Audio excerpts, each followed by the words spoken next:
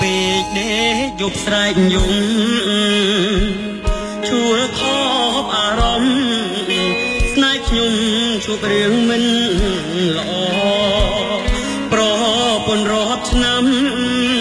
ព្រោះប្រាំងអូនលែងបន្តជីវ៉ាប្រែលែងស្មងសស្រីល្អសម្លឹងប្រផ្សេអូនមានអ្នកថ្មីស្រីលែងមេត្តាឃើញបងឯកាឃើញបងទាំងកំពុងយំ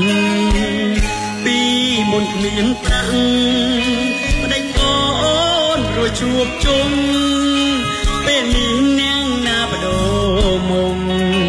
ឲ្យរួមជួបជុំលែងបានមិនអាណិតប្តី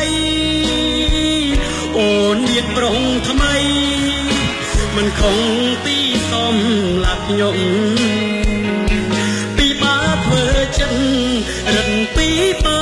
សំឡឹងមុខមុំព្រោះគ្រប់យ៉ាង